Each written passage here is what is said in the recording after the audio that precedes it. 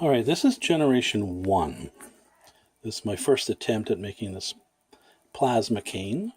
And as you can see, it's made out of stuff I could get at the store. Most of it. Made out of plumbing bits and pieces, fittings.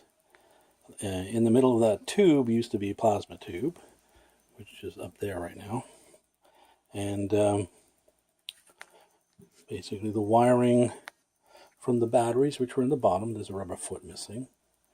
That's a battery container that allowed me to pop the end off and basically pop open the battery container and dump out the batteries and replace them. It ran on 7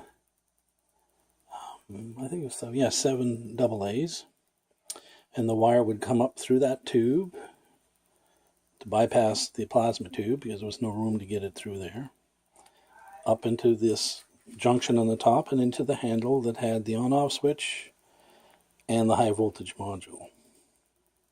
This is my Steampunk cane, and it was quite nice actually. The plasma tube lit up very well. And it's not an even glow. It looked like bottled lightning, which is the effect I was trying to get. The problem with this design was it was rather fragile. The fittings are very heavy. They're copper.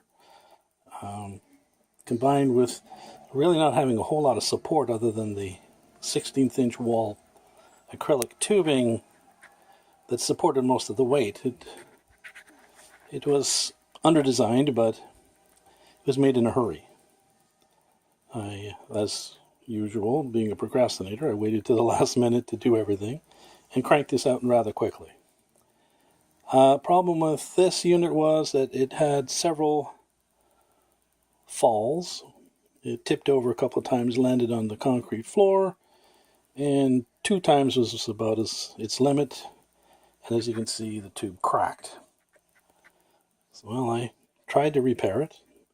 I put it all back together, fixed it all up, put some new epoxy in there, and lo and behold, I had a bad batch of epoxy. It would not cure. No matter what, it would not cure.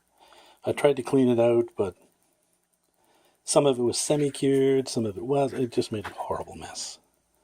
So I just said, forget it. This unit was done. It wasn't strong enough anyways. So I said to myself, okay, how about we work on something a little bit, has a little more usability. So I came up with a new design. It took a while to, as with things that you do part-time, you sort of ponder on it for a while. And then I said, well, how about a walking stick instead of a cane? And something a little bit more robust. This was the result of that. Right now it's in pieces.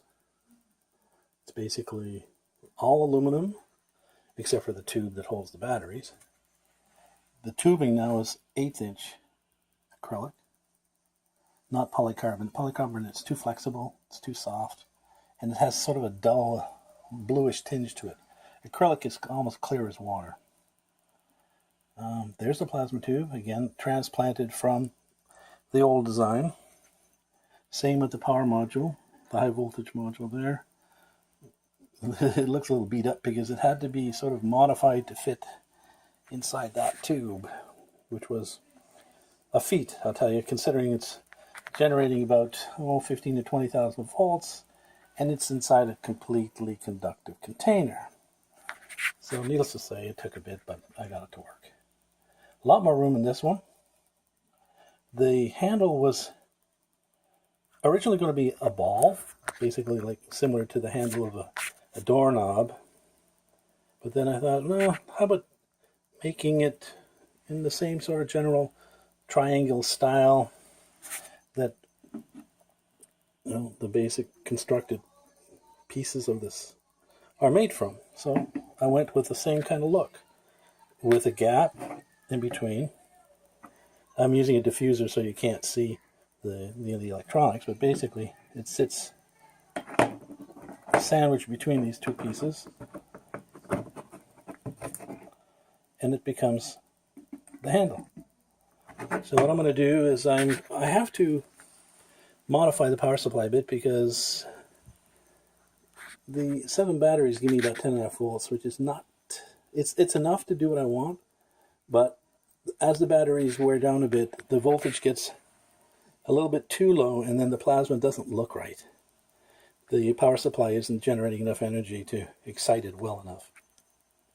And then it just sort of has a glow instead of the nice sort of bolts of plasma shooting through the tube. I'll show you it when I get it back together and you can see it for yourself. Or probably previously in this video, I've probably already shown it to you. But in either case, the next bit I have to do before I put it all back together again is put a slight, add some more electronics to get me, as you can tell I'm new at this, to make a voltage regulator that will be independent of the battery supply. Probably I'll go with a boost switcher. That way I can stabilize the voltage so that the plasma looks exactly the way I like it until the batteries are completely depleted, instead of, fizzling out while it's still, the batteries are still not fully discharged. And hopefully later on I'll put some rechargeables in there. But in the meantime, I'm off to work to basically make a circuit that'll do that. Until next time.